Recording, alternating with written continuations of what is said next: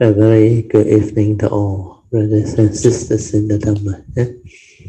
Today is the 8th December 2020, Tuesday class.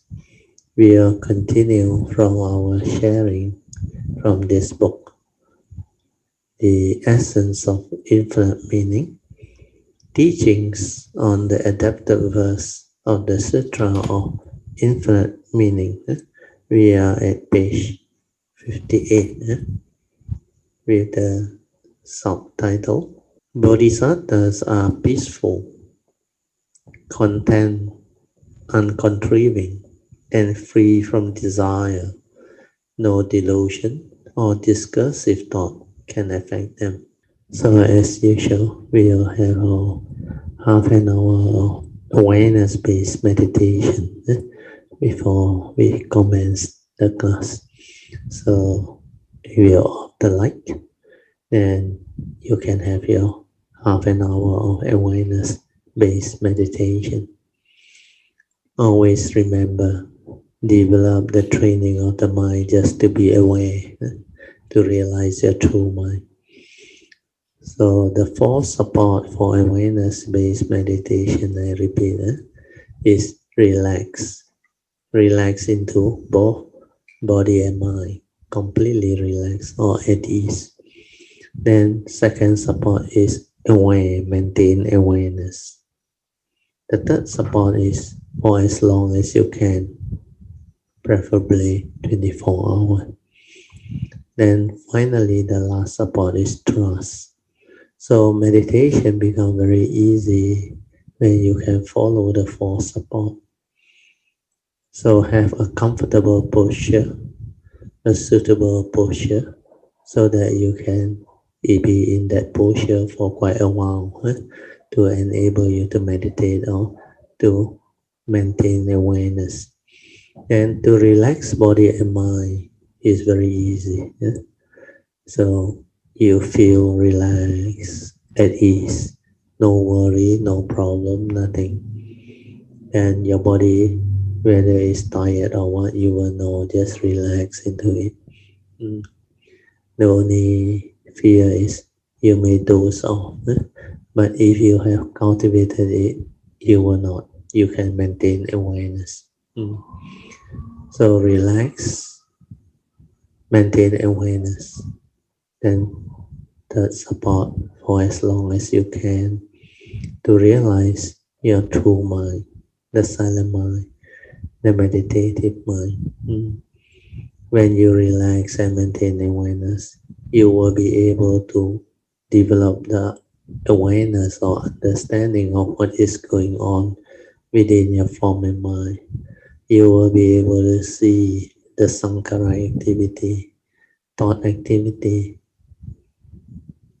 the thought that arise through respond to memory, your accumulated memories. So you will see them arising, moving, creating. So the awareness is very important. The awareness is the basis of meditation. Through the awareness, you develop understanding, wisdom. And when you are just aware, let things be. All this activity of mind, sankhara or emotion, they will slow down until finally they become very quiet, very still. When they become very still, you will experience like there's a shift of consciousness. Suddenly you experience a type of calmness, a mind that is very quiet, tranquil, still. So that is your true mind. So stay with that, stabilize it. Then after that, use it to meditate. So page 58. So there is a stanza from the Sutra of Infinite Meaning. I'll read to you. The Bodhisattvas are peaceful, content, uncontriving, and free from desire. So this is a very typical mind state of a bodhisattva. They are always peaceful, no matter what happens. Their mind state are calm, peaceful, tranquil, and they have this mind that is very different. And then they are contented because they have the wisdom.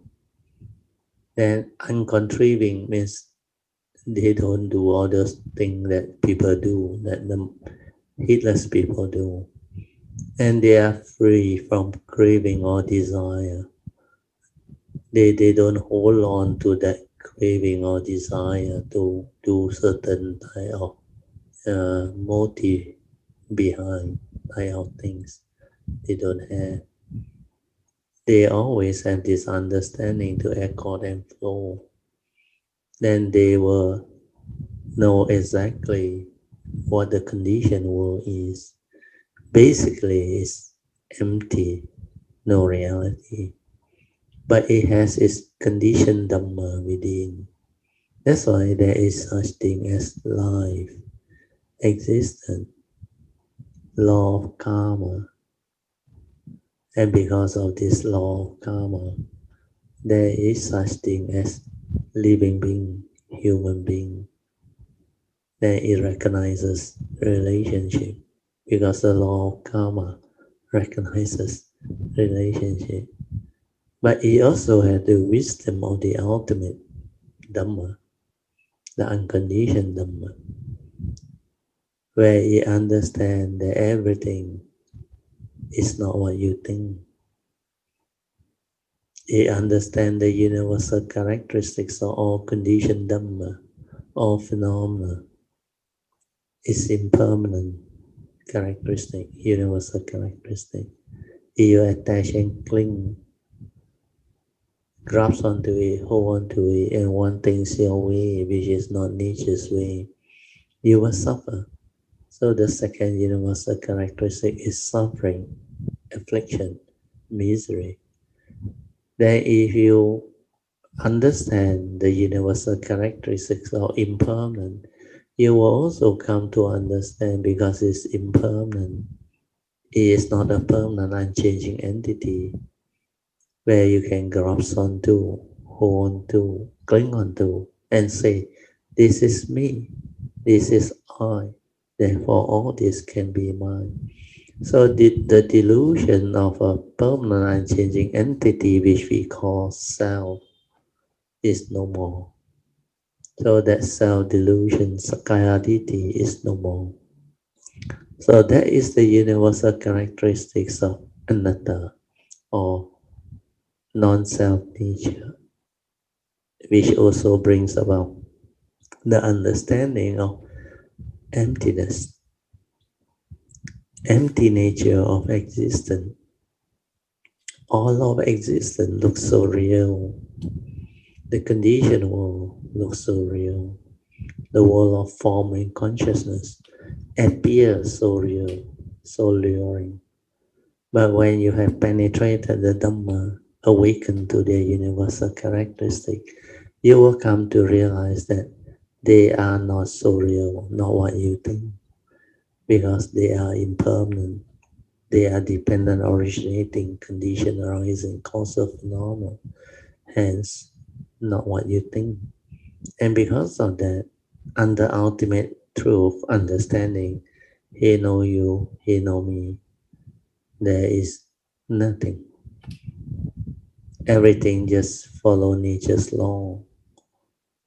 There is a set of law that governs nature. So this understanding is very important, very profound. All bodhisattvas, they have this understanding. That's why their mind is different. They are very, very different. So we go back to the notes, then you will understand. So I will read to you again now, maybe you understand. According to this stanza, bodhisattvas are always peaceful. They are contented. There is contentment, content, uncontriving. There is no mischieving, no evil intention, and free from craving or desire. no delusion or discursive thought can affect them, which is very true. Mm. Because they have that wisdom to transcend. Mm. Then we go into the sharing the proper written by the author. All affliction arises from delusion. This is very true. And from delusion, it leads to heedless thinking. Or here they use the word discursive thought, means wrong thought. Thought that has the evil roots of greed, hatred, and delusion. So this is heedless thinking. As the mind faces the external temptation of sight, sound, smell, taste, and touch, it continuously gives birth to evils. The evil roots of greed, hatred, and delusion are there. So this is very true. So when you lack wisdom, when you don't have the Dhamma understanding, your mundane mind has this problem. It is always caught in temptation. So faces the external temptation, or you become gullible. The world of sight and sound, taste, touch, and tactile. Sorry, taste, touch, and smell. They can lure you. They can have influence over you. They can be rather beguiling. And you can be, they use this word, you can be like,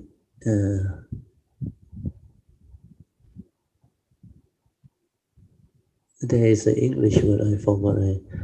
Caught in external temptation is one.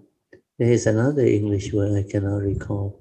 It can like mislead you or make you gullible, beguiling, make you gullible, so that you will cling onto it, hold on to it, grasp onto it. It is like very, no, very, it's like temptation, but temptation is a very strong word. It's like luring, luring. It lure you. It like make you interested in them, or you react to them. And sometimes if it's something positive, your craving, positive craving for it is very strong. And if it's negative craving, which you don't desire, you can end up hating it, rejecting it. The very strong duality. So this phenomenal world of consciousness, based on our senses, that's why they use the word sight, sound, smell, taste, and touch. But they miss out one, the mind, the brain, which is mental formation, sankhara, mental thinking, then mental states, and also everything that the mind can do. So all this can distract you, can lure you, and can let you grasp, cling, and hold on to them. And through lack of wisdom, lack of Dhamma understanding, you become attached, cling, grasp, and you hold on to them as if they are very real. In doing so, you suffer. So it continuously gives birth to evil mind state with the evil roots of greed, hatred, and delusion. And this is very true. This is how human beings entangle themselves, get themselves into trouble. So the stirring of mind, the way the mind reacts to sense experience, can give rise to affliction. suffering, misery. Mm. That's what the First Noble Truth is all about. When confronting the reality of life and existence, the eighth reality which the Buddha described, if you don't have the wisdom and the understanding, you will suffer. You will become afflicted. So that is what Dhamma is. Then it continues by saying, if the mind can always reside in samadhi, this is very true. But here the word is wrong and be focused. Focus is not the right word. It's not focus. If the mind can always reside in samadhi, means in the state of samadhi, and is tranquil, still, collected, and unwavering, it's not focus. Collected and unwavering is the correct word. Then serene and unperturbed, these are correct words. With the power of such, again, concentration is wrong. The state of samadhi is the mind is collected and unwavering, but it's not in concentration. It is a collected mind, unwavering.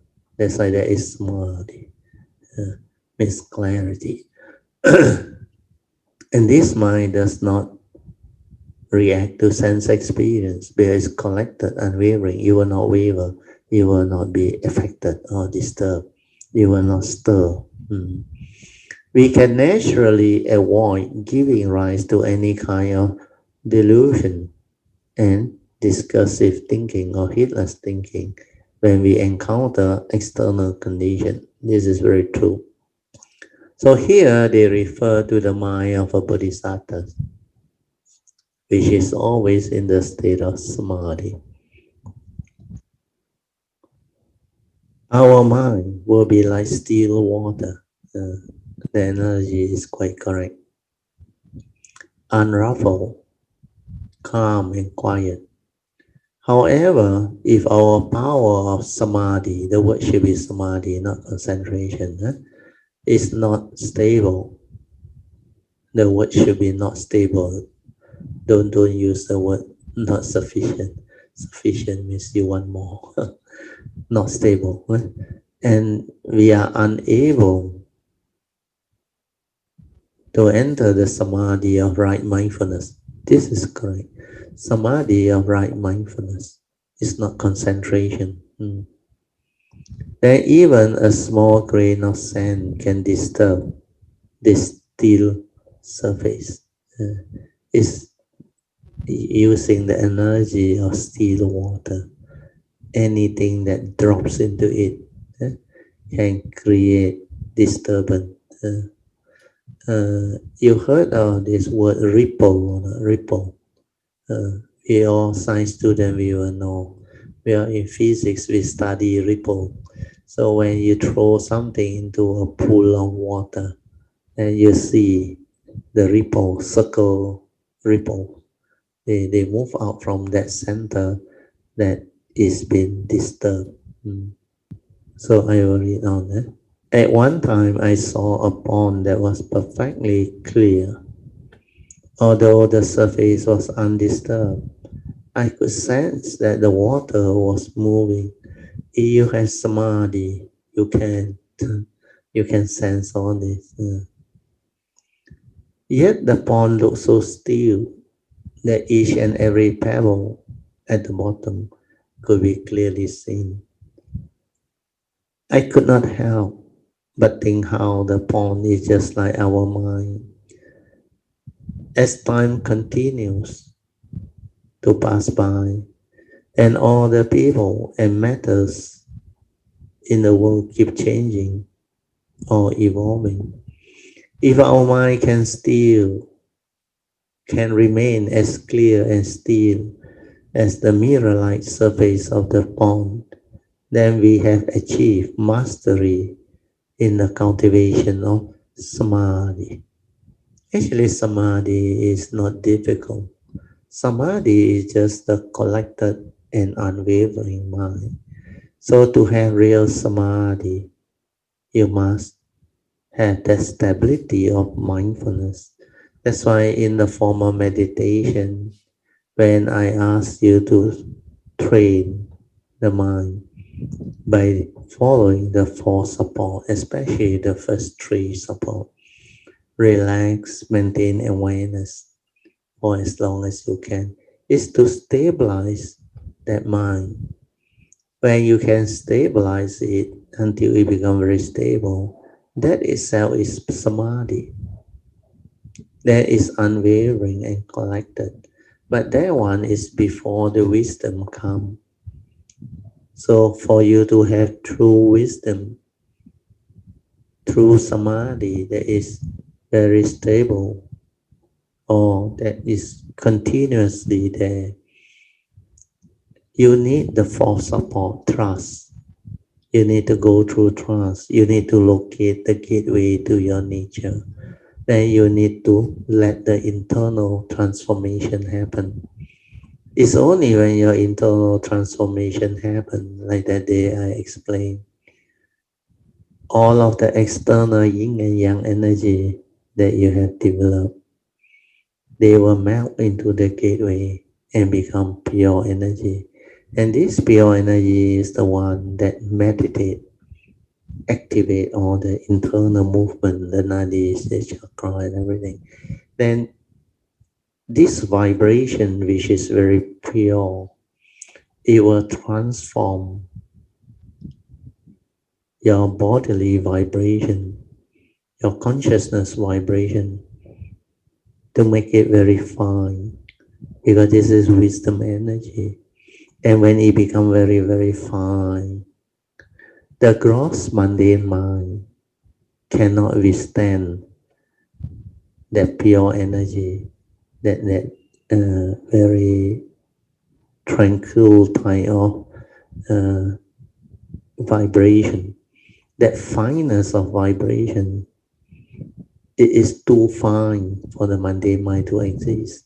That's how when that thing happens, as you go through the cultivation, the mundane mind starts to slowly collapse and drop off. It's only when the mundane mind collapses and drops off, then only you have the ability to enable your nature to shine forth. Because without the mundane mind, it's like the true mind that was originally clouded by the mundane mind. Because no more mundane mind, it's like no more cloud, nothing to obscure your true mind. Like the sun's ray, when there is no more cloud, nothing there to obscure. The sun's ray just shine in. That's why you see blue sky, sunny day, clarity. So our nature is the same. When we are not clouded by our emotion, by our thinking, our sankhara activity, by our thought process, then there is clarity. Then that nature shine forth. I call it the supramundane mind. But this mind is not the mundane mind. It is the one with the very fine vibration. The consciousness is very different, and that one has wisdom energy. That one understand. That one is just awareness. It's just aware. Yeah. That's why it is always in the state of either specific phenomenal awareness or spacious awareness without a center. That's what that mind doesn't dwell. That mind is the true nature. That's why when that true nature shine forth, actually it was always there, but it cannot shine forth because we are so heedless. Living being before they awaken or connect, they are so heedless, so deluded. They are lost in thought. They don't know that there is another mind. So they are very preoccupied with the mundane mind, the thinking mind that has become so habitual, so deluded, so heedless. Uh, so it keep on getting itself entangled. And since birth until now, the only instrument in life or to live life that they know is the Monday mind, the thinking mind. That's why they are hardly mindful, hardly aware. They hardly even have a glimpse of that true mind. Maybe once a while, once a blue moon, but split second is gone, and you can't make head or tail of what that thing is. That's why it's not easy to realize that true mind, to develop the true awareness-based meditation. That's the reason why nowadays, even among the Buddhist fraternity, meditation become thought-based meditation, no more awareness-based meditation. It's no longer having the understanding to realize the true mind and to use that true mind to live life, to meditate, to awaken, to insight into phenomena that has been lost, uh, maybe forgotten too. That's why thought has become so active, so rampant. The instrument of thought like is controlling the world, overwhelming. So thought leads to technological advancement. The excessive use of thought leads to knowledge, leads to uh, energy field. Uh, so all this brings about the shift in civilization when there is too strong an overemphasis on the materialistic world, on the what they call knowledge based type of uh, training. That's why science and technology take preference, prevail. Science, technology, mathematics, technical things take precedence, and the world is technologically driven. We are the last 30, 40 years, we progress very far as far as technological uh, knowledge is concerned, science and technology. And this is what the scientific law of Uttu Niyama and Bija Niyama is all about.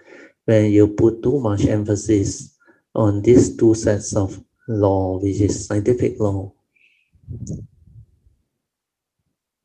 leading to knowledge, technological advancement, then the spiritual side is being neglected.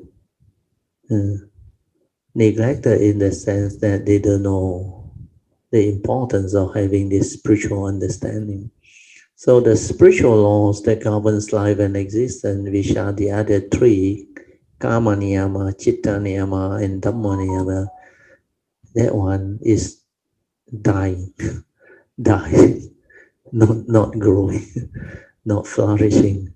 Earlier on, at one time when the Buddha came, it came back, it flourished, then it went down. Then you have to wait till Huining, the sixth patriarch, then it rise again. Then after that, it went down again. So hopefully, with time now, especially the sasana still around, there are great beings that can come and revive this. But it's not easy. It takes time. Take time. Very few beings have this type of awareness-based meditative understanding to teach in this manner, going direct to the true mind, like winning, to realize our true mind. To do that, you must go beyond the mundane mind. That's why the first hallmark of Huineng's teaching is Wu Nian, no thought. You can realize the state of no thought. You are in that state of samadhi, your true mind. You will realize it. And how to have no thought? That's why you have to relax and maintain awareness. Don't do anything. Let the thought slow down, sankhara slow down until it ceases. Then you return to your original state before the stirring, before the delusion, the sankhara activity. This is how you realize your true mind. This is how you should meditate. And this understanding is lost. In the past, I cannot teach you direct way to meditate this way. Everybody will run away. The book also never say, nobody taught like that. Monk also never taught like that. But now I can, because there are more and more Kayamita who had experienced it, developed the understanding. That over the years of sharing, I gave you a lot of pointer.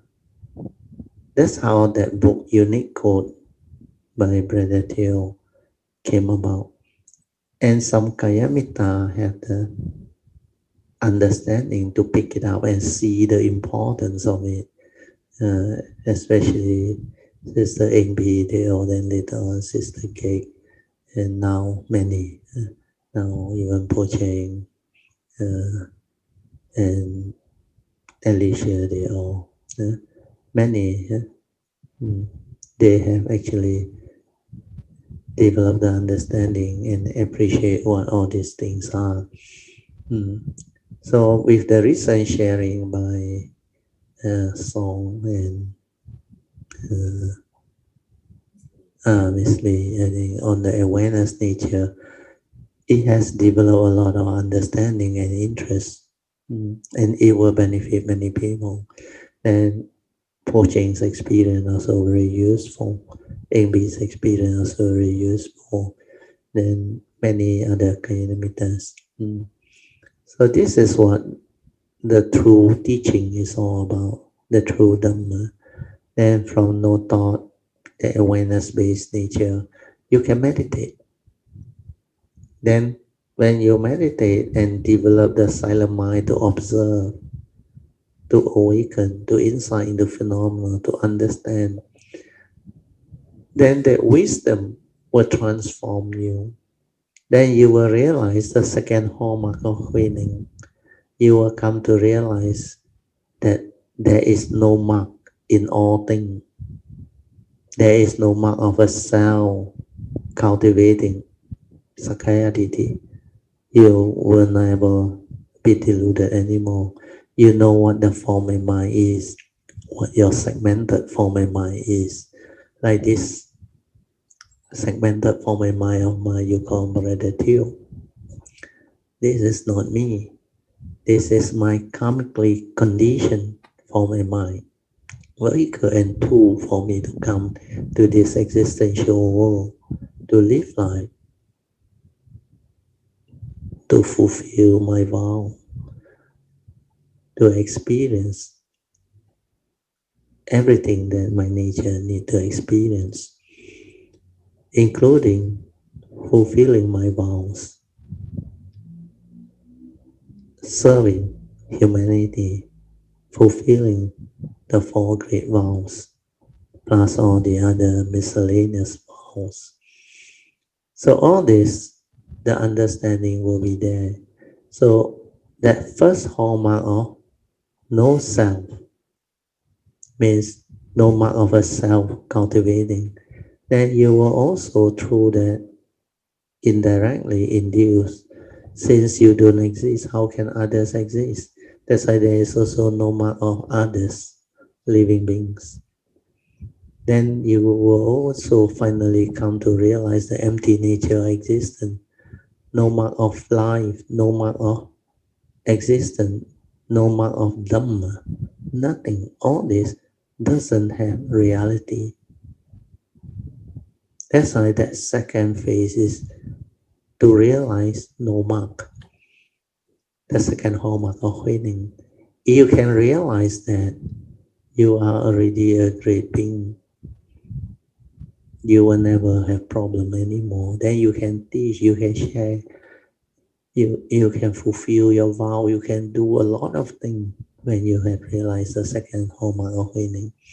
Then after that, you can continue to cultivate until your mundane mind collapses. And when your mundane mind collapses, when you locate the gateway, stabilize everything, then your mundane mind collapses, you will realize the third hallmark of winning. There is non-dwelling, 无住. So I repeat the three hallmark. 无念, which is no thought. Then 无相, which is no mark. Then 无住, non-dwelling. The mind that doesn't dwell anyway. That mind is your true mind, your supramundane mind, your true nature. That one just shine for, ever shining, completely luminous, clarity, just awareness nature. Is always in the state of awareness, either specific phenomenal awareness or spacious awareness without a center. So that is the beauty of Huineng's teaching. That's why it's so powerful. That's why this awareness-based meditation is very unique, very, very fast. So Huineng take you direct to the true mind so that you don't have to waste time doing all the thought-based meditation, the method, the technique, the whatever. So all those you can skip actually. It straight away the fastest. Relax, maintain awareness for as long as you can to stabilize the understanding of the true mind, to realize the true mind. And then from there you start. That's why meditation become easy. That true mind can insight into can insight into phenomena to realize the three universal characteristics. And it can also awaken. When it awakens, it just understand. Then it can also silently observe nature to realize the truth, to realize what is. That's why meditation is a choiceless awareness of what is the reality. It can see things as they are. That's how it awakens, develop the wisdom. And the mundane mind that has the wisdom connected, transform, and that one no longer deluded. That's why it is free of affliction, free from suffering. Nothing can disturb it. That is the mind that you need to really live life. Okay, we'll continue from where we stop in the notes. I think we have finished this paragraph. Finish already. Mastery in practice of samadhi. Okay, now I continue the last paragraph. In this world, who is free of affliction? A very good question. We can sometimes listen to the Dhamma and feel very joyous, but afterwards we may encounter a negative emotion or situation, or allow people whom we have negative affinity with to affect us.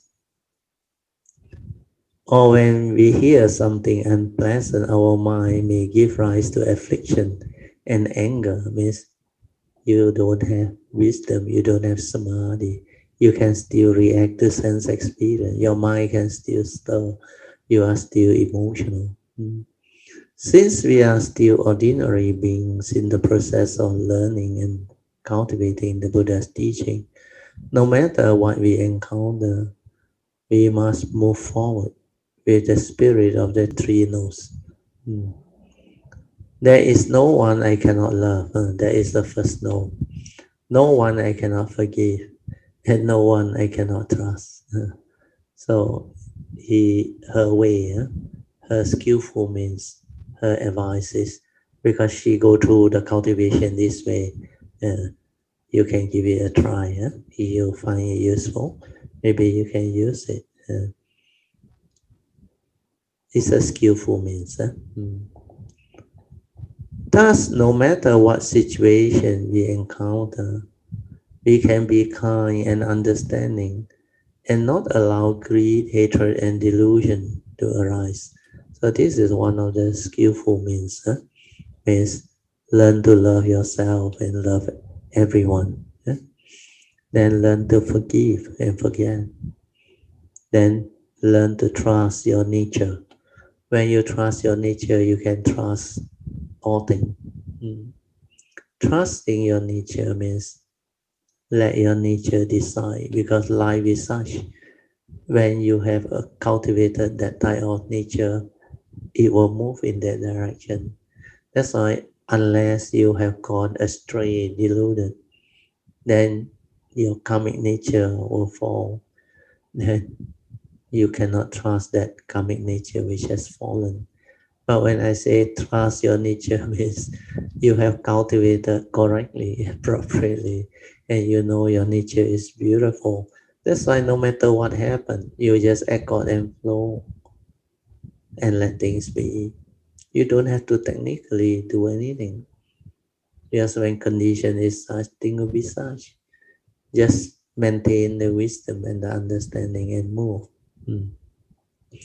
So here, she is using this skillful means. Means she believe in having universal love. No one I cannot love, including loving herself. Then no one she cannot forgive. Mm. That's why we use the universal formula to ask for forgiveness. I taught you all in the chanting book, whomsoever from the distant past, you don't want to know who, whether knowingly or unknowingly, that this nature of mind have done any karmic negativity, suffering, misery, or misled. This nature of mind would like to sincerely ask for forgiveness from them all. Mm. So this one is very important. Then finally is trust.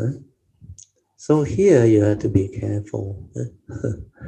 When he say there is no one I cannot trust, it doesn't mean that you should trust everybody, understand? Those evil people, violent people, people who cannot be trusted, you don't go and simply trust them, understand? Here the meaning is different. Means when you are sincere, when you have faith in the way, in the Buddha Dharma, in your nature, you just accord and flow, persevere. Means you trust your nature. When you trust your nature, you don't have to suspect anything. Understand? You don't have to be suspicious of anybody, no need.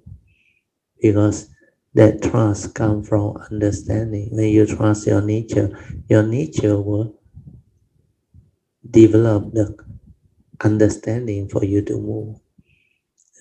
Then you will know how to see the sign. Then you will know how to accord and flow and avoid the foolish, the heedless. Meet up with the wise. That's the aspiration we make. So all this understanding will come about. Maybe that we suit the author, but for me, that trust, I understand it differently. Anyway, you make your own appropriate choice. Having learned that all things in this world constantly change with the passing of time, what is there for us to quarrel about?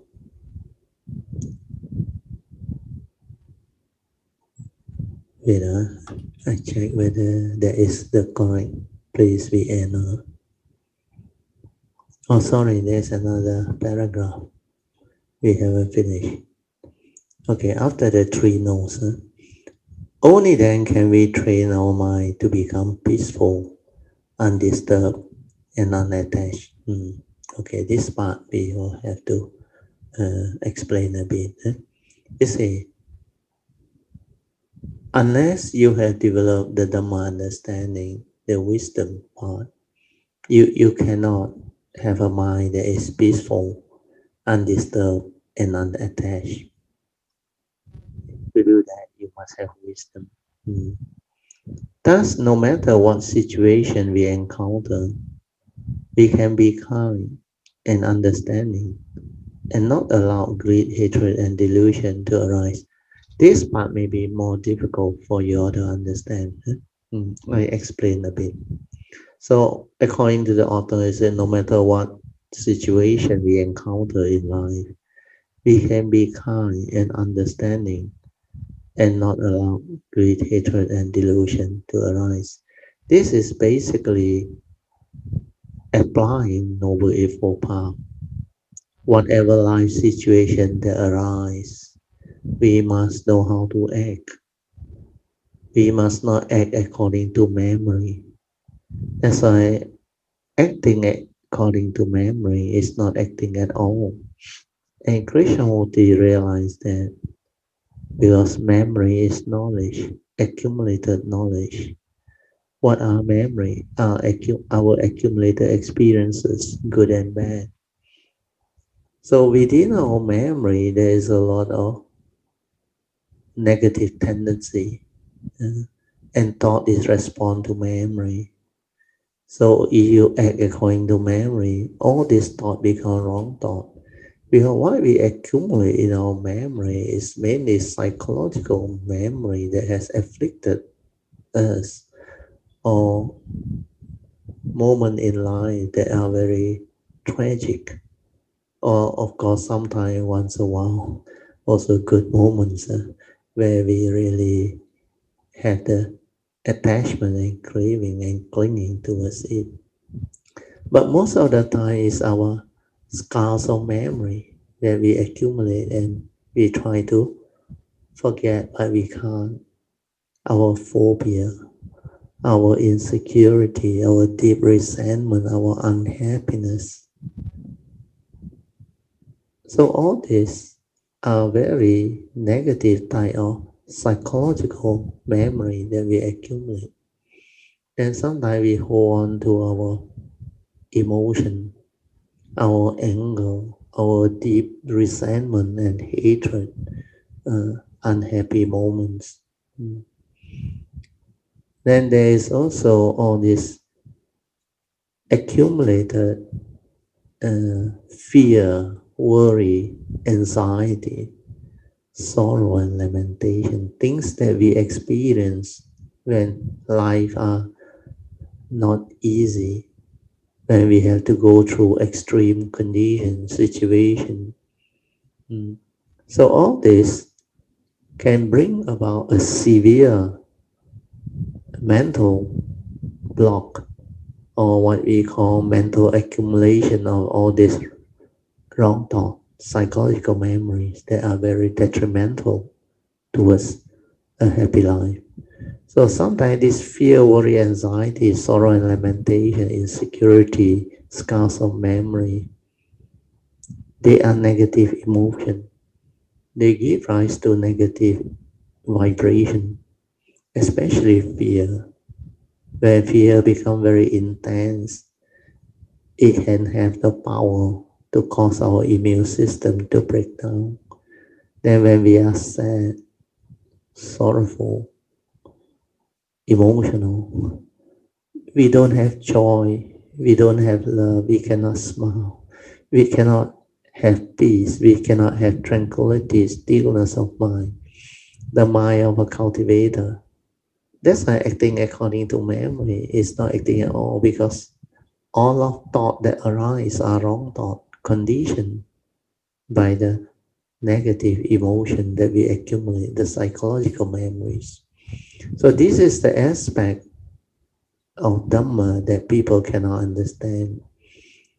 And my nature understand because I saw them all. And this is not in the traditional Theravada teaching or Mahayana teaching or the standard text. How to relate the teaching, the Dhamma, with real life example. So without this understanding, you cannot move. That's why how to act in life is very important. So always remember, acting according to memory is not acting at all. Reflect on what I share today again. Listen to it carefully. Develop the stability of understanding. Then you will know why you cannot act according to memory. because memory is full of the evil roots of greed, hatred, and delusion. All these negative psychological memory or emotion, they are all with the evil roots, and they condition wrong thought, make you miserable.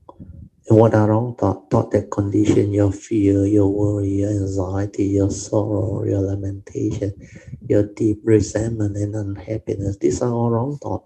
It's like acting according to memory. It's not acting at all. Here you act according to your fear, your insecurity, your wrong view, your delusion. Memory hold a lot of views, opinion, conditioning, belief system, and these are not wisdom, these are not true. That's why you act according to that. You are acting from delusion, negativity of mind state. So never act from memory. But then some may ask, if I don't act from memory, how can I act? Because I have to recall a lot of things.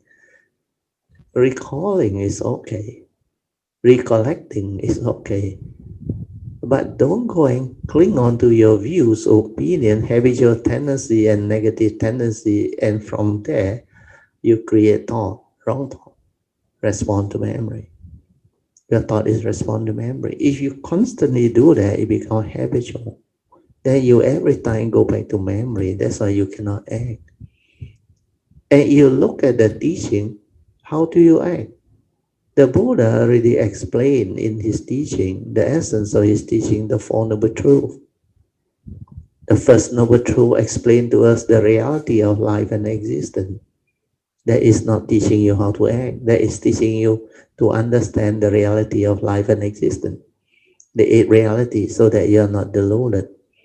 Then the Second Noble Truth talks about the cause of arising of this suffering and misery, born of the First Noble Truth, when you don't have the Dhamma understanding, when you don't have the wisdom. Again, that one doesn't teach you how to act. It just explains to you the cause of arising of this suffering and misery. So when you will know the cause, at least you can manage your life better. Then you go on to the next Third Noble Truth. Third Noble Truth says suffering need not be, enlightenment in the here and the now can be realized, Nibbana can be realized. Again, that is not teaching you how to act. That is just telling you that the mind can be transformed and become enlightened, awakened. Means when you are enlightened, you need not suffer. Suffering need not be. Again, it doesn't teach you how to act. But the fourth noble truth is different. And this is where the Buddha's teaching stand out. The Buddha said there is a fourth noble truth that explained to us clearly. There is a way to realize this enlightenment. There is a path, namely the Noble Eightfold Path. He said, if you cultivate this Noble Eightfold Path, it will lead to the end of all suffering. Because all suffering cease. You don't have to suffer anymore. And you meditate to realize what? Enlightenment in the here and the now, so that there is no suffering. So that is the way to act. That is the path that leads to the enlightenment, the end of all suffering, your misery. So acting according to memory is not acting at all. So how should you act? You should act according to wisdom, the Dhamma way that the Buddha has taught us. That's why the Buddha says you must cultivate, reflect, contemplate, inquire, meditate to awaken, to realize the truth, the wisdom. He called it yoniso manasikara, wisdom. That's why you have to act according to understanding or act according to wisdom, following the Dhamma way, which is following Noble Eightfold Path. So you act following Noble Eightfold Path, what happened? You will have right view, leading to right thought, right speech, right action, and right livelihood. All these have no negativity, no evil root, because it's about wisdom. Then you will also have the four appropriate right effort to cultivate, to abandon the negativity of action, speech, and thought process, to prevent the arising of all this negativity or action, speech, and thought process. Then the right effort to cultivate the right thought, right speech, right action, and right way of living life that are still not in you. Then the final one is to refine upon and perfect all this virtue, wisdom, and understanding. So the four right effort will also be there without negativity. It's a purification process.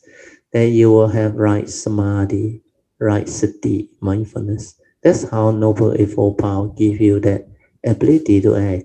You act with a mind that has samadhi, that has sati and samadhi, where it is tranquil, peaceful, collected and unwavering, connected with the right view of wisdom. That's how you act, acting according to wisdom, following the Dhamma way, which is following the Noble Eightfold Path.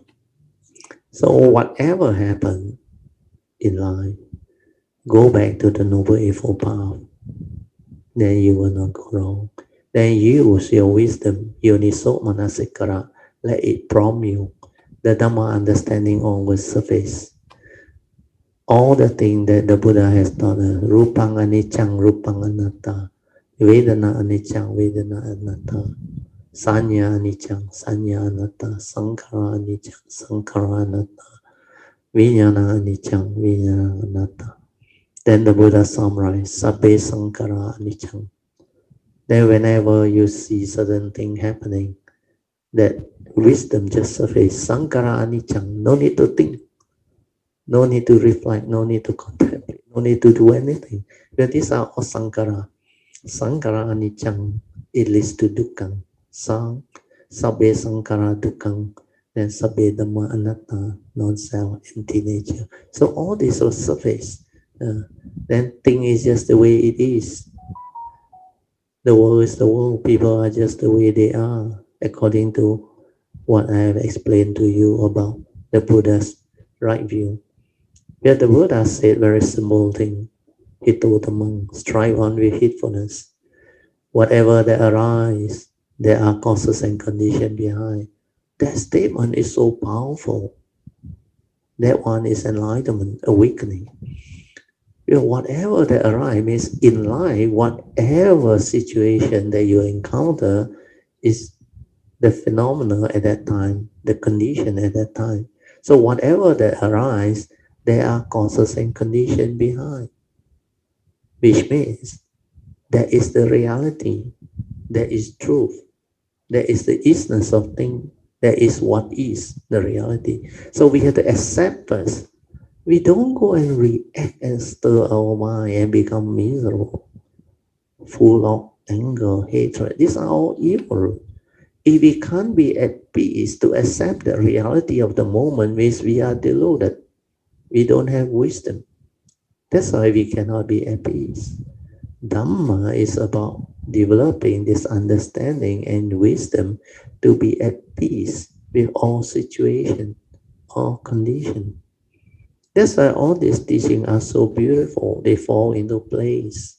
And when you understand, they are all connected, linked, one big picture.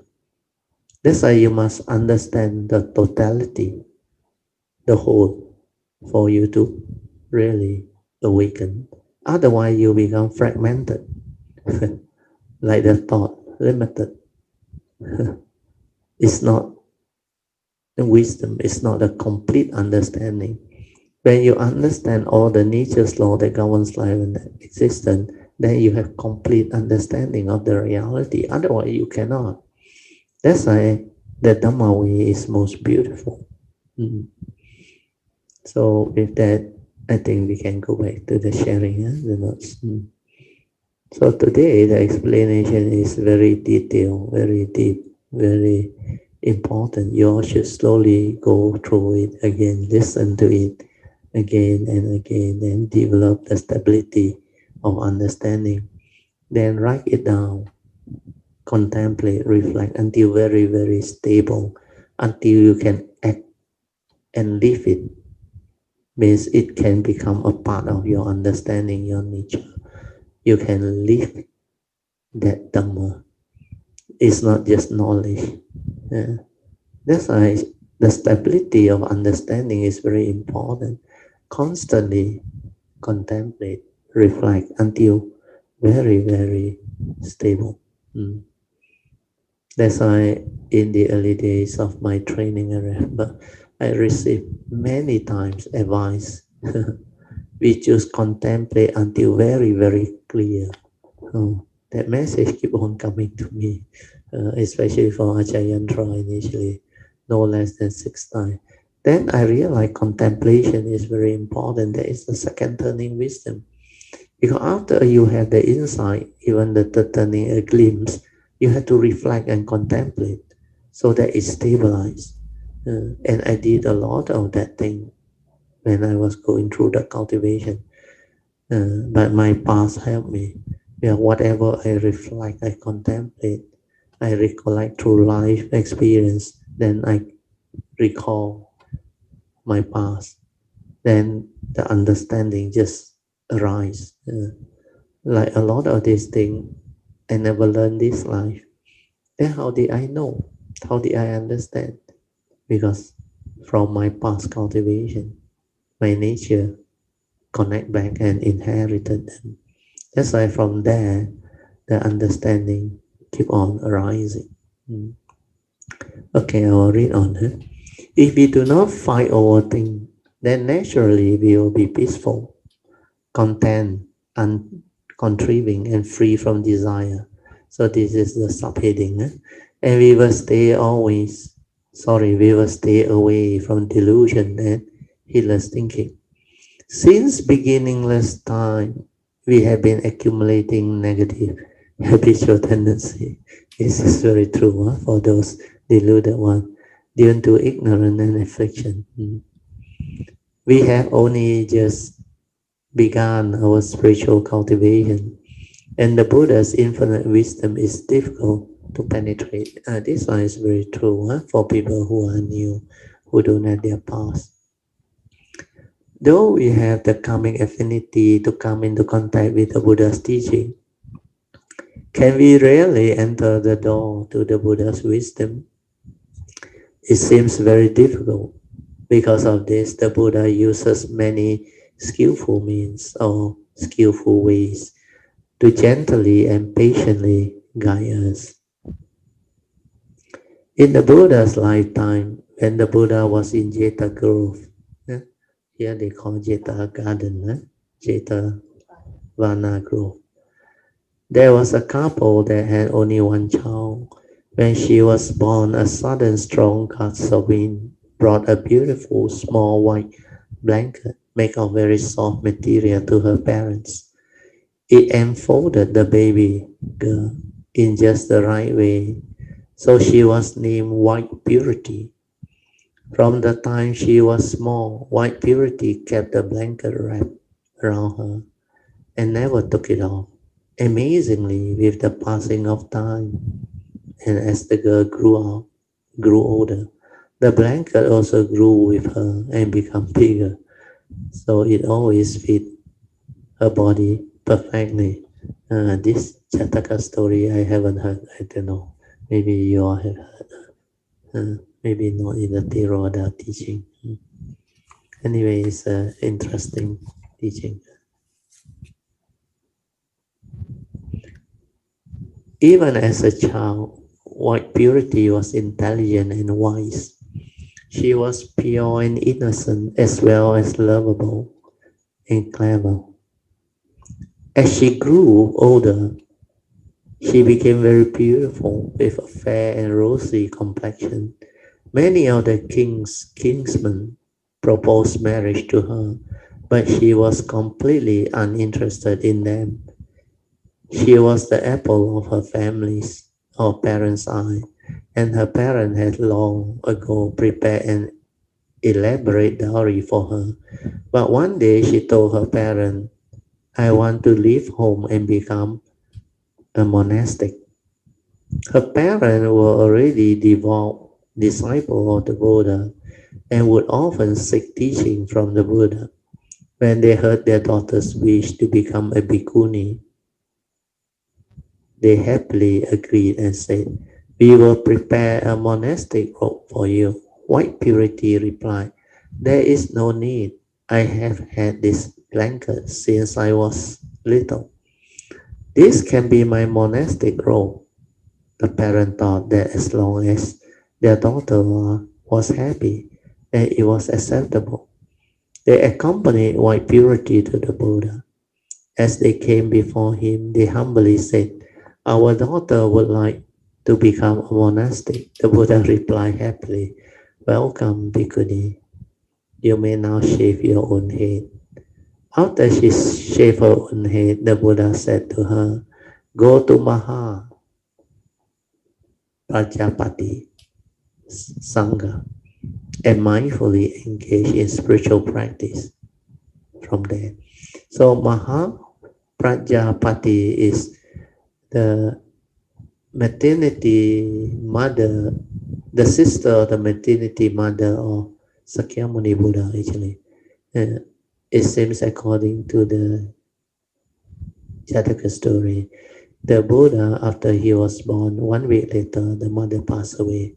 And it was the sister, Maha Prajapati, who took over the role of the mother to care for him and to nurture him and raise him. Mm. So initially, the Buddha, Sakyamuni Buddha, was reluctant to actually allow the Bhikkhuni order because he can see from the past event. Normally, if you allow a Bhikkhuni order,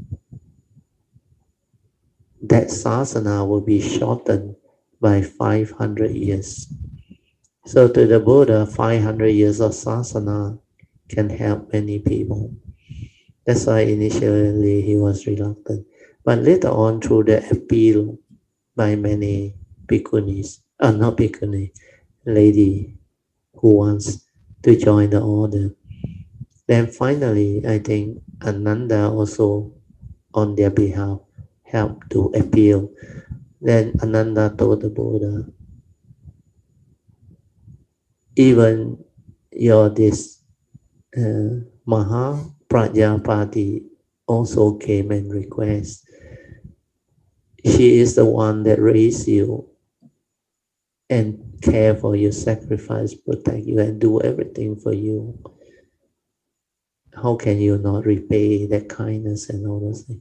So finally, the Buddha gave in and allowed the Bhikkhuni order. That's how it started. But he introduced a lot more rules so as to try to mitigate the 500 years of shortened sasana.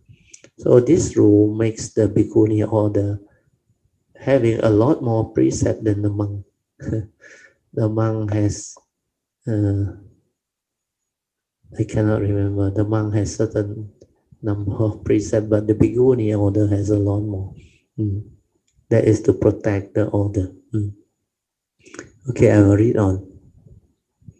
Thus, White Purity came to belong to the community of Bhikkhuni led by the, they call it the Buddha's aunt, actually is the mother's sister who had raised the Buddha, yes. White Purity had a pure nature and was very diligent, so after joining the monastic community, she quickly attained arahantship very fast, very easy. Once the Venerable Ananda asked the Buddha, what were the karmic causes and conditions from previous life that enabled Bhikkhuni White Purity to become a monastic in this lifetime with such ease and to successfully attain arahantship? The Buddha then told Ananda that in the past, at the time of Kassapa Buddha, there was a couple that was very poor, so poor that they did not even have clothes. They shared one blanket between them and begged for a living. Whoever went out to beg for food would wear the blanket, while the other would stay at home and cover his or body with grass. In this way, they took turn wearing the blanket. This Jakarta story I've heard before in the Theravada tradition. It's very interesting. So one day the woman wear the blanket, and as she was out begging for food, she met a bhikkhu who was begging for alms. She told him, "I don't have anything. All I have is this blanket." The bhikkhu then told her about the karmic causes and conditions that could lead one to poverty and engage her to give and listen to the Buddha's expound the Dhamma. So she discussed it with her husband. "We were born with such poor fortune. It is because we did not perform charity or dana parami in our past life. I would like to give this blanket to the Buddha as an offering. What do you think?" The husband said, "We need this blanket to beg for food. If we give it away, how will we live?" The wife said, "Every day we depend on begging just to get by. Eventually we will die. We may as well make use of this opportunity and ask this bhikkhu to take the blanket and offer it to the Buddha." The husband joyously agreed. "You are right.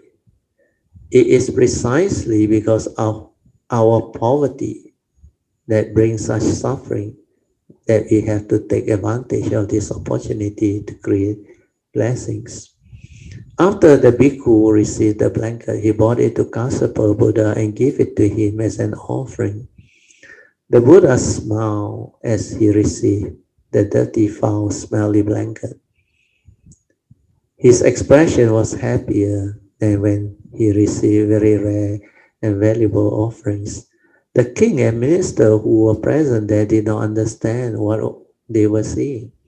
They asked the Buddha, "It's just a foul-smelling and dirty blanket. Why is the world-honored one so joyful?"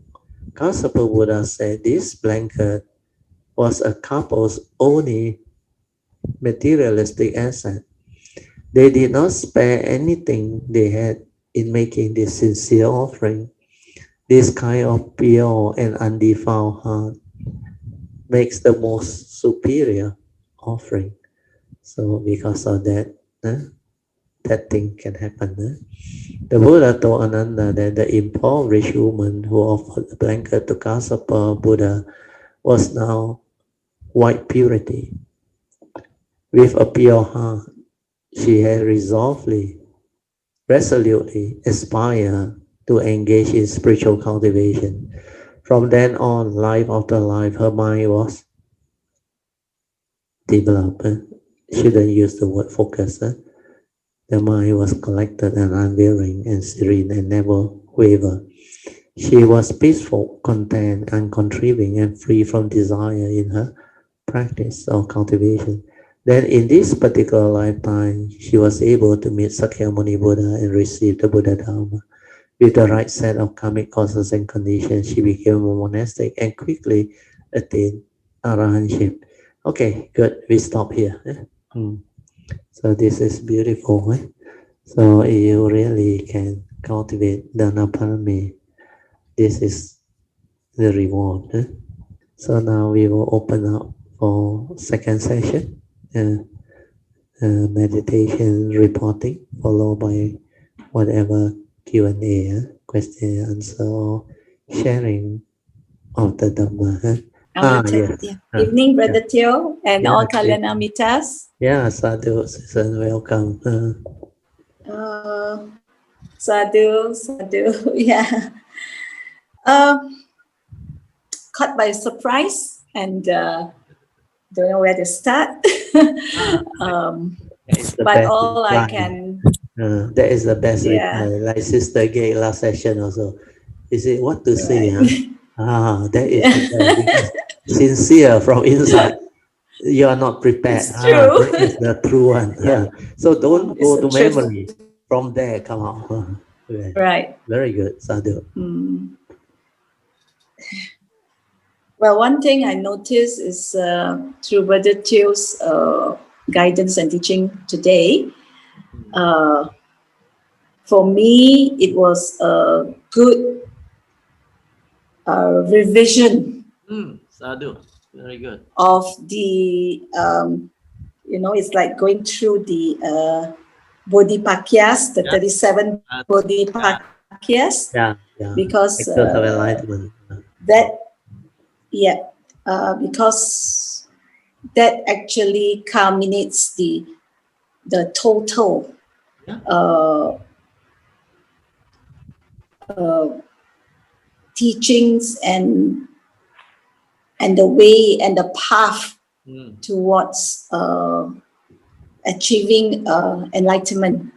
So having all this precious information that I've in the past, or rather in the past, brought forth by you, Brother Teo, and other teachers as well. So, and this actually, what you call, gives a very comprehensive understanding of what are the steps, the ways to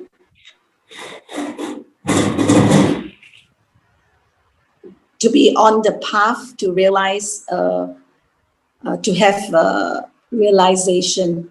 Yeah. Yeah. Yes. So it was a very, very good and recollection. Recollection and revision, Yes, like you say. yes, that's Very right. good. Sadhu. Yeah. So I guess that's what Do you have any other I can question? say. Can, no problem. Any other question or any other sharing about Dhamma in daily life that you have experienced since cultivating the Dhamma? One thing's for sure is that the mind is more More collected. now. Yeah, more collected now, and not as reactive As last time. as Rather. it used to Yeah, be. used to be, yes. Yeah, not that there's completely no reaction. There is, Much but less even already. much less. And even when there is such a rising, very quickly you can. I guess the word is not the right word to use, subdue, but Yeah, at least very you can quickly. stabilize your mind. Yeah, You and can, it yeah, tapers off yeah. You can calm quickly. down and stabilize your mind. You Yes, will not yes, be so reactive like last time, right. or Yep. so panicky, or so Yeah. worried. All this no more. A lot of Kayamita are able to do that. They realize And they are no longer like last time. Last time, a lot of these Kayamita who have not developed the understanding of the Dhamma, certain thing very personal or like very traumatic or very dangerous, wow, they react and freak out very fast and they panic. They don't know what to do. But now different. That's why they remember my advice. Whatever happened, do not panic, do not yep. worry, uh, do not project your thought. So all this they learn. Then accept the reality, calm down, have a calm mind with clarity. Ask yourself what happened. Then ask yourself, how can I act? How can I move forward to resolve issue amicably? Then act according to wisdom, the Dhamma way, following noble info. And all this will surface. Then you will know what to do. Then you will not act according to your habitual tendency, your memory, your whatever views and opinion and conditioning. All this cease to be. That's how the understanding of the Dhamma can actually transform an individual and make them different. And I believe, like you share, you have that experience. That's why you are now different. You are more collected, more calm, more composed, less reactive. Of course, you cannot like subdues everything. Sometimes that subdue is actually a negative connotation, Yes. like Right. suppressing. And so they suppress the emotion. Uh, Instead, they use the word, I have subdued my anger, means they suppress the anger. Subdue is a bad, Mm. is a, for me, is Yeah, it's not the not the correct right word. word to Not the use. correct word. So Yeah. why should I subdue? No, Yeah.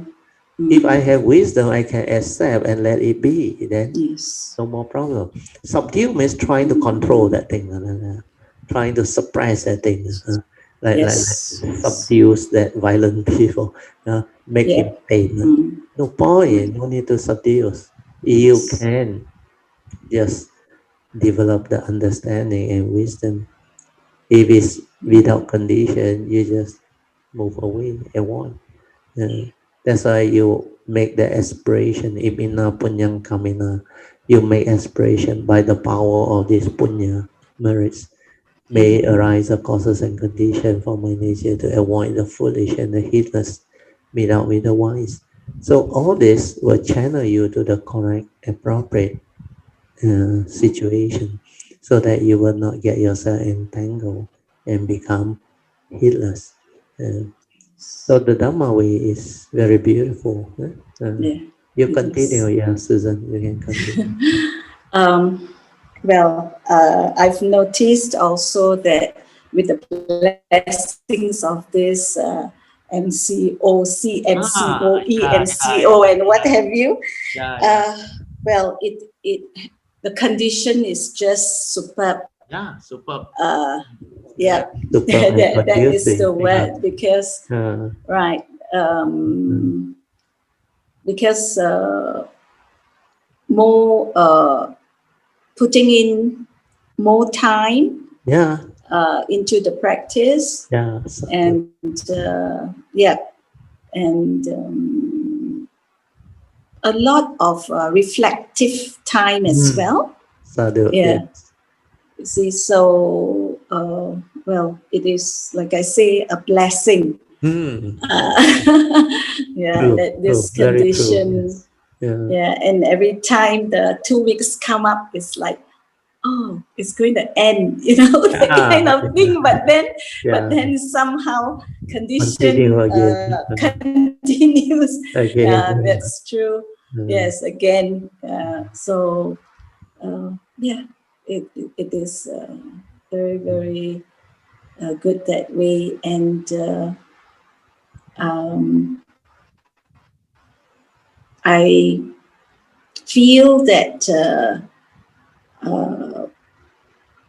there's more Mm.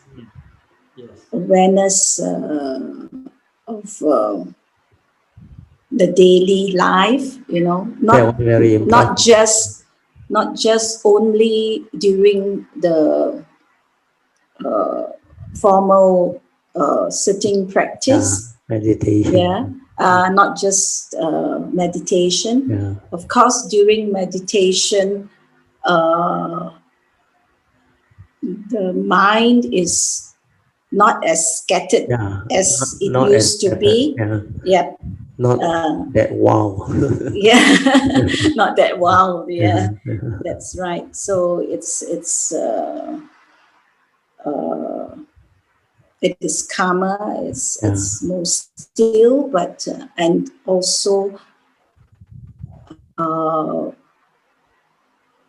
able to notice the mind mm. more. The Yeah, mental the state. It mental is. states.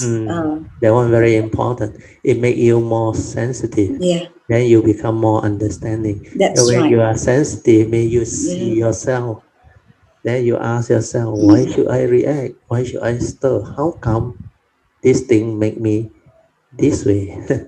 So all this Right. is what meditation is all about, the observation part. When you observe yourself, you realize most people, before they have the Dhamma and the wisdom, they are not peaceful. They are very reactive. To them, they thought their life is peaceful. They are happy where they got money and all. But if you are mindful, sensitive, you can see almost every moment, every instant, they stir their mind, they react. Sometimes very subtle, but they cannot see the slight dislike, aversion, unhappiness, fear, anxiety.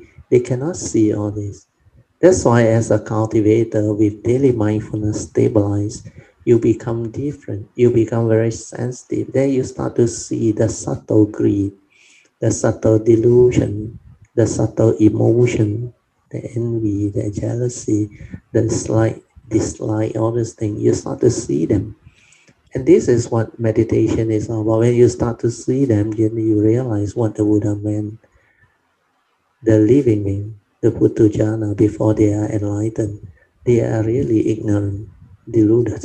Uh, And that word is very Yes. appropriate. We tend to have this wrong understanding. We think, hey, we are university graduate, we have tertiary education, how can the Buddha say we are ignorant or deluded? Really, when I saw that thing, I remember in the 1988, before 89, I realized the Buddha was very accurate.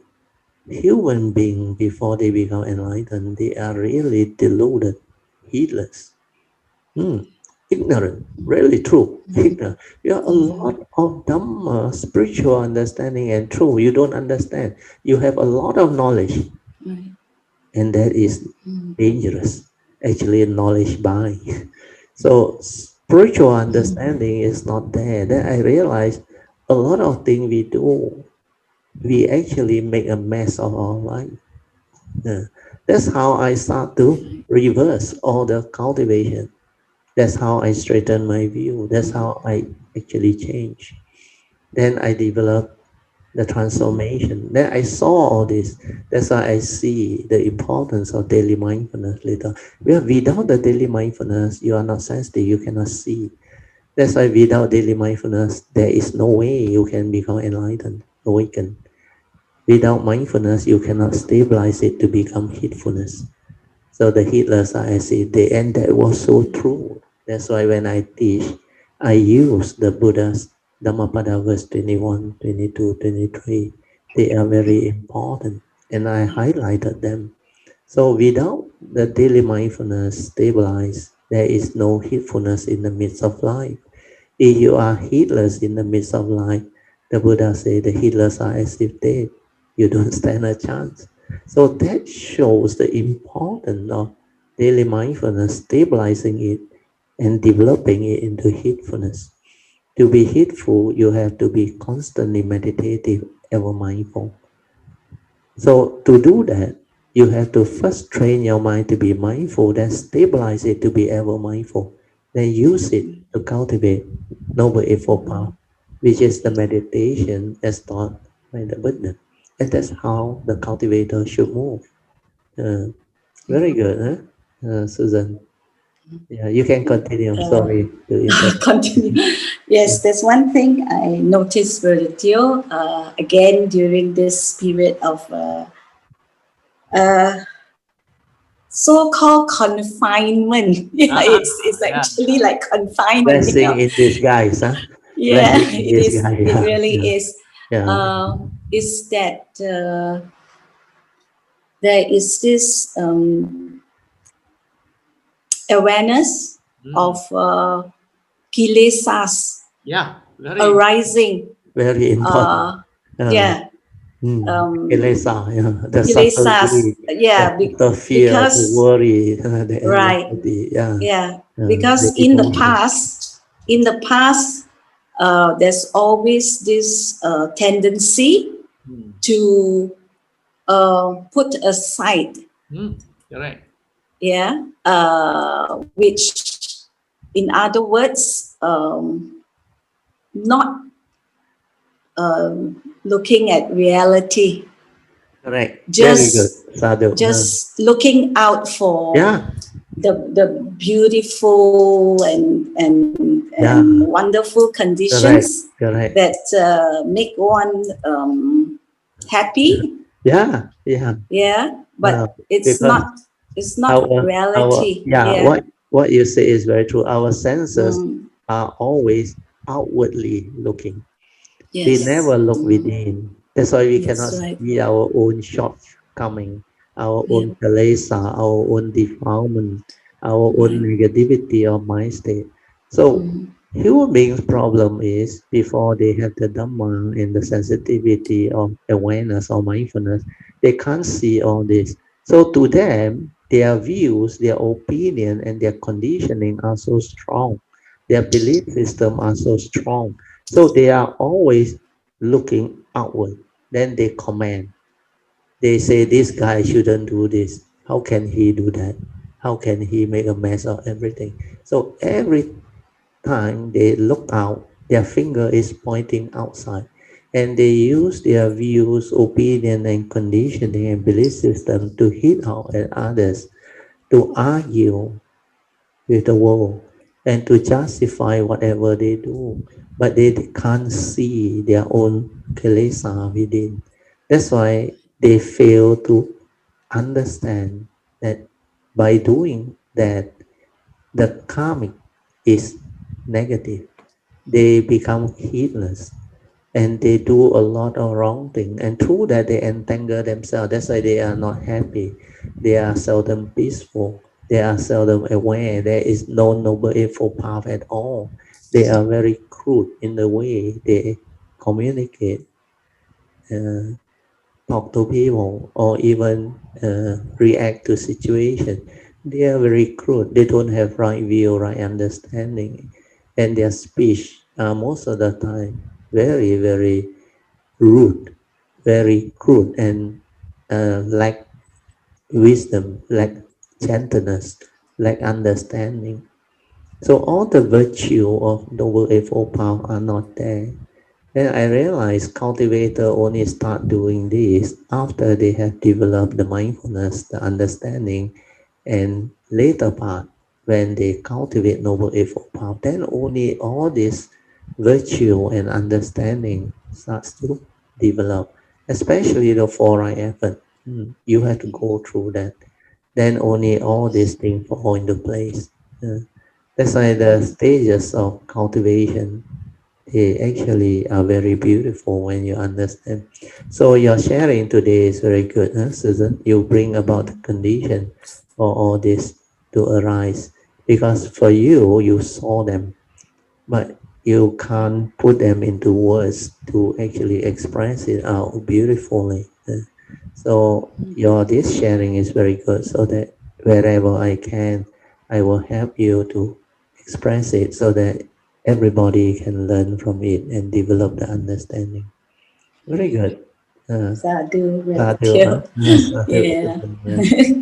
Thank Anything you. else you want to add or share? Okay, this last thing, I don't know if time Okay. permits. Yeah, Um, can still have 10 yeah. minutes. Yeah, still 10 The minutes. thing is that having seen the kilesas arising, um, understanding also arises, I guess, in little ways. Yeah. That these kilesas are just mental factors, just Yeah. sankharas as Yeah. well. Defilements. They Defilements. defile your mind. Yeah, They are they defile your defilements, mind. but it's all in the mind as well. All so and having the arisings of all this and mindful of the arisings. It is a purifying process. Hello, Yeah, Brother correct. Theo? It's true. Oh, Yeah, yeah. true. Yeah. I realized that it is It's a purifying process. purifying Yeah, correct. process. Mm. Yes. So long way to go, Yeah, but slowly and surely yeah, you will develop it. walking this step, Yeah, yeah, sadhu. it will develop. Sadhu. Yeah. That's It's why my daughter just now yes, also I said, do. as you Mm, purify, you actually straighten your views. You straighten your yes. views. That's what Hmm. purification of mind is all about. Right. When you Yeah. straighten your view, less and less wrong view, then through that Right. you will have more and more right view. And that right view is Yes. actually Dhamma, Yoniso Yeah. Manasikara, wisdom at the Manasikara. moment of sense experience. So this one will keep on Yes. surfacing, keep on surfacing. Mm-hmm. That's why Right. from the Yeah. awareness you see of Kilesa. So Kilesa is normal mental defilement, but later on it becomes habitual. They form latent tendency. The Buddha call it anusaya. Ah, Anusayas. anusaya is latent tendency. Wow, that one very strong. Latent in you one. Oh, Very deep seated, very that deep one. one. Already accumulated very deep one. So that one come Right. on. Then there is another one. Was asavak. Wow, Mm. asavak means like shooting out on no. Right. Asavak. Right. Like Yeah. certain people, a lot of Mm. anger on, a lot of hatred on. Then some Yeah. a lot of fear because of coming and all. So this asavak, Mm. they are there in their mind state one. No. So throughout the day, it erupt on a shoot out on. No. That's why asavak, anusaya. These are more strong defilement. Mm. Whereas Right. kilesa is normal defilement. Normal Mm. defilement is called kilesa. That Kilesas. has the evil roots of greed, hatred, delusion, but they has not become anusaya. Right. Then they have not Yeah. developed into asava. Asava means very, very latent and very fast erupting. Latent most Right. of the time is like Eckhart Tolle say is a pain body, but Mm. they are uh, not active yet. There are no condition for it to Mm. trigger off. So they Right. call it the dormant. Dormant. Mm. Dormant means not Right. active yet, like volcano dormant. They Yeah. will erupt out here. But Mm. inside there, Right. hot button, Right. when you press, then it erupt one. That one become anusaya. Come on. Mm. Oh, like certain So, people, Brother hot Teo, button. at the Anusaya, it is also what the in the Mahayana teachings and all is Yeah, in the Alaya, yeah, and alaya it's consciousness. yeah the Yes. Alaya. The alaya That's right. consciousness Consciousness. is the Yes. store consciousness that store Yeah. all of the Mm-hmm. Sankara Right. movement since birth until death, Mm-hmm. birth until death. They call it the Right. storehouse consciousness, alaya Yeah. consciousness. Mm-hmm. So within there, you have before you become enlightened, you have all the three Kalesa Right. becoming Anusaya, then develop into Mm-hmm. Asava. Uh, Right. so all this, the Buddha taught them in the Innumerable Sutra. Is very interesting. When I read all this Pali word, become very joyful. I can understand what these words are, and it become like very easy to comprehend. Sadhu, Mm-hmm. Yeah. very good. Sadhu. Very Thanks good. for creating the condition. Thank you. Sadhu, yeah, Susan. Yeah. Thank you so much Thank for the you. good Thank you. sharing. Let us rejoice. Yeah. Sadhu. Sadhu. Sadhu. Sadhu, Sadhu. sadhu. I'm not sure what I want to share, but probably because of this MCO, a lot of us has been listening to Dharma talks through Zoom. I mean, we are sport for choice actually. So I was just wondering. Actually, I shared something with Tracy. Yes. Yeah, and Yeah, she is here. Yeah. I actually, it was a very impulsive thing I did. It was just out of the blues. Oh, So yeah. yeah, so I Yeah. can't even I can't really It's in the recall what I phone, the WhatsApp. You Oh want yeah, her yeah. to It's a read to you? code. It's a code, I think. Yeah. You want her to read to you? It's Yeah, in yeah. the She WhatsApp. can if she She wants. can, she Yeah. can, she can pull out the WhatsApp. You wait, she will read to you. So how have you been, Susan? Gosh, I have not really seen you for almost a year. Good. Good. Yeah, that's right. Just very quickly, Brother Sam, thank you for giving me that opportunity. Yeah? How Yeah. come all of them are not putting Yeah. on their Good. video Like I screen? say, Wait. My daughter has it already. She will read to you, Joyce. She can share screen also. Yeah. Yeah. Y'all can see, yeah. So Sister Joyce sent this to me just before class. Actually, Yeah. it was, I think, from Anu, Anutara. Is it? Nikaya. Anuttara Nikaya. There are these 5 rewards in listening to the Dhamma. Yeah. Which 5? One hears what one has not heard before. One clarifies what one has heard before. One gets rid of doubt. One's views are made straight. And one's mind grows serene. Oh, very good. These are the 5 rewards in listening to the Dhamma. Anguttara Nikaya. I think. yeah. Very good. Oh, this one is very good. I didn't know there is a Nikaya that talks about the 5 benefits of listening to the true Dhamma. It's very beautiful. Yeah. It's exactly what we share. Actually, it's from, I think it's from Dhamma Savana Sutta. Yeah. Yeah. It's quite, I came across it by chance. So it was quite, as I was saying, it is quite reflective. Yeah.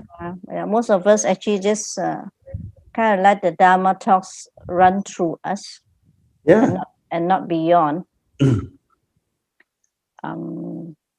What is mentioned there is very true. Yeah. The first benefit is very true. You hear something that you never hear before. Because a lot of Dhamma understanding is very new to people. Then after that, you straighten your view, you clear your doubt. Then you develop serenity of mind and all this. Very beautiful. Maybe we read.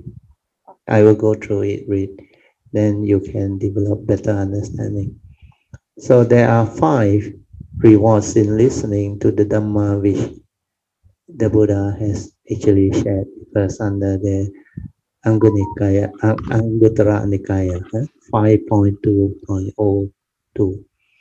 He said when one hears the Dhamma, you get the 5 following benefits. One hear what one has not heard before. So this is very true. Because Dhamma is very new. Then one clarify what one has heard before. Means if what you have heard before, your belief system, your views, your opinion, if it's not in accordance, you can clarify them. That's how you get rid of your doubt. One gets rid of doubt. Then the 4th one is one get to straighten one's view. So our views are made straight. Then the last one is one's mind grows serene. You become calm, peaceful, and you have faith, you have confidence. So these are the 5 rewards in listening to the Dhamma. Yeah? This is beautiful. Some simple Dhamma sharing from Joyce. Very good. Thanks. Now you continue, Joyce. Yeah. Huh? You continue. I only put the code as a simple sharing for some mind reflection.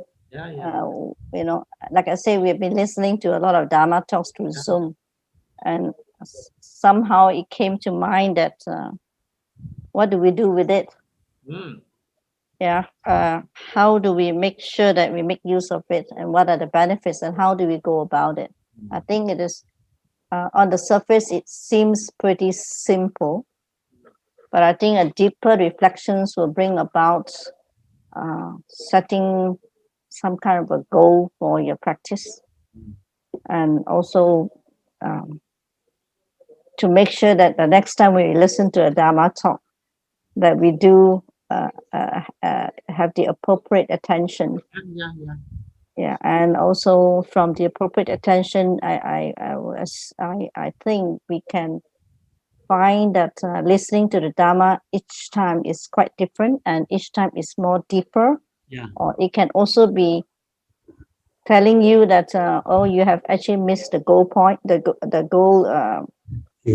goal post as well, and you're far away from it. So there are many variables in this quote, so it all depends on where you come from and how you want to go about it, how you want to do it. And very true. and this kind of reflection is, I think, is to my personal experience is that it's never the same with another person, because we are all very different from So the only thing I know is that when you listen to a Dharma, what the past karma that brings along is something that basically you can't do very much about it, but the present very thing, true. Yes. it's something that you can work on with the right effort and also with the right view, of course. Yes. And you always must I mean, I'm talking about myself. I always try to remember, I try to tell myself that I've always have choices and options. So don't just hang on to just one belief or one's how you're going to do it, Don't be rigid, huh? Not to be rigid. That's the right word. Not to be rigid, and also to be not too strong-headed as well. So, and I think when you do more reflection on things that you can act upon, you tend to be more grounded, not flying in the air. Correct. So I think Dharma is always actually the essential Dharma of what the Buddha used to say. The few leaves in your hand is always the most important. Not the whole forest. So yes, it's these not are the one conducive for enlightenment, awakening. He taught us the essence, the essential Dhamma, we call it. The essential Dhamma, the essence, the handful of leaf. You're right. Sadhu. So it all boils down to the Four Noble Truths, actually. At the end of the day. And the three turning. Right. Then they are all interconnected. You don't have to go very much further from there. Sometimes you may again miss the goal post again. And then you gotta stop kicking the ball all over again, finding the right person to pass the ball to, or as in the five aggregate of form and mind. So I thought it's a very good quote to share. Very good. Thank you so much. So we should try to end. We are 10:38 already. We should thank Susan and Joyce both for the good sharing, so that we can maybe after this end the sharing. Let us rejoice. Sadhu, sadhu, sadhu. Then just to add on a little bit about what Joyce shared just now. He said, sometimes you miss the goalpost. That one is very true. When you listen to Dhamma with rigid mind, rigidity, or with knowledge base and all those things, you really cannot get it, because it depends on your past karma. Like Joyce said, past karma, you all cannot change. That is a reality. But what she said is true. This moment, this asana, this condition, you have a choice. That's why I make use of this window, and it's beautiful. Then the same explanation can be developed from what I think the last session, Sister Gig, Lee Siu Gig, she shared. She said last time in the early day, awareness, nature, she cannot understand. Until finally she zoomed in on my explanation. Awareness, yeah, is this ability to be aware. Sati is awareness before the knowing. He said that one took her many years to penetrate. So sometimes when you listen with knowledge, with your conditioning, you think you understand, but actually you are not penetrated.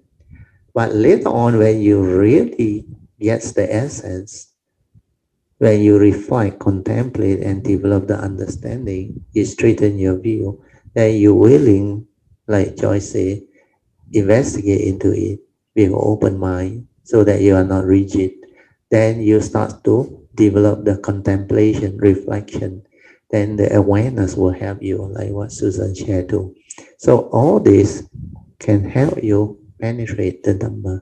Otherwise, it becomes very, very difficult to understand because Dhamma need awareness, need sati, need mindfulness, need understanding, need the spiritual faculty of Saddha, Virya, Sati, Samadhi, and Panya.